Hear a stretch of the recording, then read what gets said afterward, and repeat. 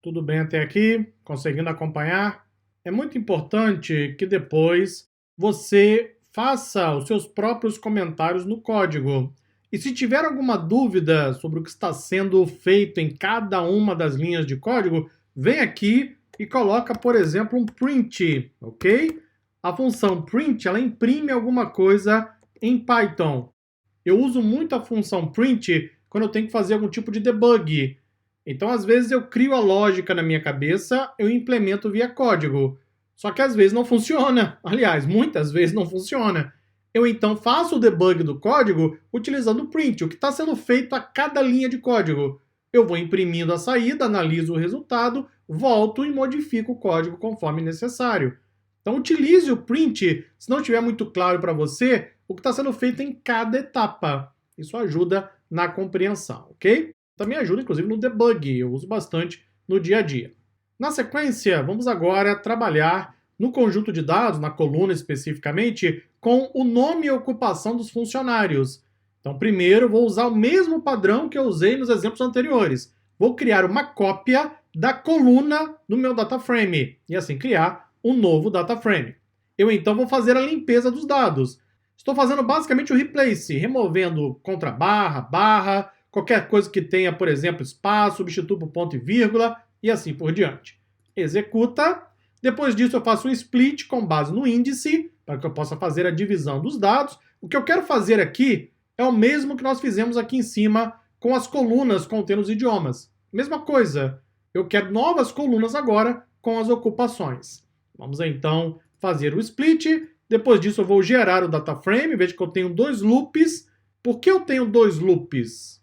O que é isso aqui exatamente? Por que eu tenho esse primeiro loop externo e depois o segundo loop interno, utilizando as famosas letras I e J? Isso aqui significa que eu estou percorrendo uma matriz, não é isso? O que é uma matriz? Conjunto de linhas e colunas. Então eu tenho que percorrer todas as linhas, para cada linha tem que percorrer todas as colunas. Pois bem, assim nós percorremos uma matriz em Python. Isso aqui eu ensino no curso gratuito de Python Fundamentos aqui na DSA. Nós então geramos o data frame final, fazendo o split por vírgula, e aqui está o conjunto de dados. Veja que eu tenho, para cada linha, um conjunto contendo o nome e ocupação dos funcionários daquele anime. Cada linha é um anime, ok? Pois bem, continue comigo.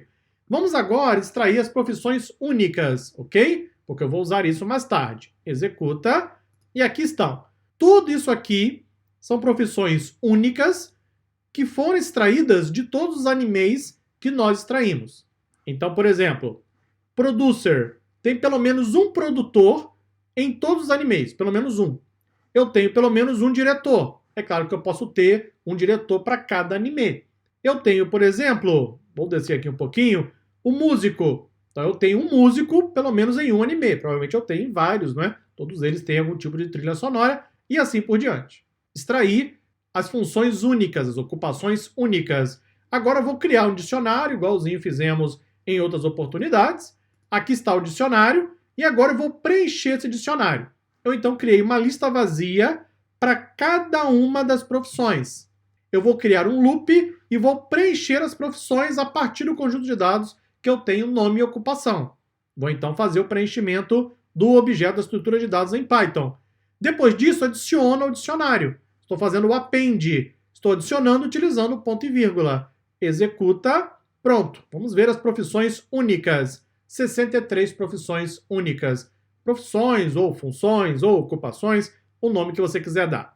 Vamos agora converter isso para um data frame do Pandas.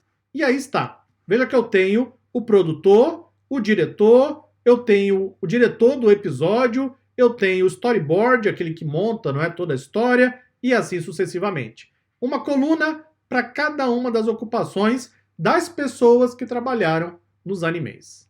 Se você parar para analisar atentamente, aqui não tem absolutamente nada avançado, ok? Tem coisas muito, mas muito mais avançadas que você pode fazer em linguagem Python e em análise de dados. Isso aqui nada mais é do que você manipular dados utilizando linguagem Python.